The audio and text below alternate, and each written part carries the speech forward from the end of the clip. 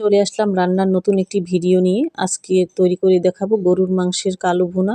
Packet মশলা, রাঁধুনি যে মশলাটা পাওয়া যায় সেই প্যাকেট মশলা দিয়ে খুব সহজ উপকরণ দিয়ে কিভাবে আমি মাংসের রান্নাটা করেছি তোমাদের সম্পূর্ণ প্রসেসটা আজকে একটু দেখাবো। যদিও ভিডিওটা একটু বড় হয়ে গেছে, আমি অনেক কাটছাট করে যতটুকু পেরেছি ছোট করে দিয়েছি। তোমরা দেখেই বুঝতে পেরেছো কি কি আমি এখানে নিয়েছি। প্রথমে মাংস নিয়েছি, তারপরে হলুদের গুঁড়া, মরিচের গুঁড়া নিয়েছি, এরপরে পেঁয়াজের বেরেস্তা নিয়েছি, রসুন বাটা এই যে সাইডে রাখা আছে ওটা নিয়েছি, আর পেঁয়াজের বেরেস্তার যে তেলটা আছে বাটিতে রাখা সেটাও কিন্তু দিয়ে দিব। এখন দিয়ে দিয়েছি আদা বাটা, এখন কিছু কাঁচা পেঁয়াজ দিয়ে দিলাম। এই যে তেলটা কিন্তু পেঁয়াজের বেরেস্তাটা করেছিলাম সে তেলটা কিন্তু অবশ্যই দেয়া লাগবে, কারণ দিলে কিন্তু খাবারের স্বাদটা খুব ভালো আসবে। তো আমি রাঁধুনির প্যাকেটটা কেটে নিয়েছি। এখানে আমি 2 কেজি পরিমাণ মাংস নিয়েছি, তো প্যাকেটের সবটুকুই আমার দেয়া লাগবে।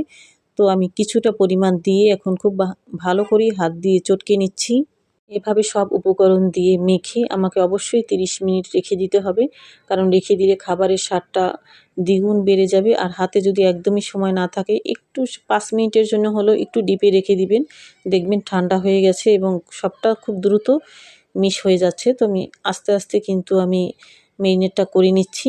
এখন টমেটো সসটা দিয়ে দিচ্ছি। এটা আমার হাতে তৈরি করা বানানো। যখন শীতের দিনে টমেটোটা পাওয়া যেত তখন কিন্তু আমি এটা করে রেখেছিলাম, তো সেটা দিয়ে দিলাম। তো রান্নার মূল প্রসেসে চলে আসছি 30 মিনিট পরে।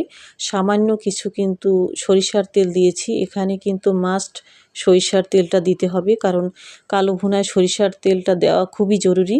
তো আমি আস্তে আস্তে কিন্তু সবটুকু দিয়ে দিচ্ছি, দিয়ে তারপরে আমি এখন নেড়ে চেড়ে দিব।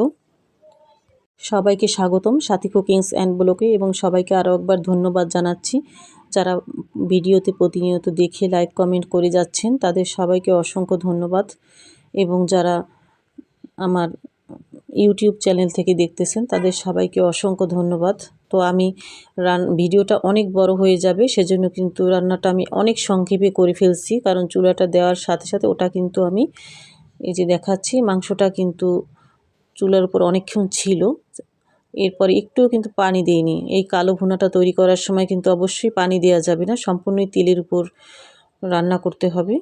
তারপর সিদ্ধ হয়ে যাবার পরে আমি এখন বলক দিয়ে দিচ্ছি।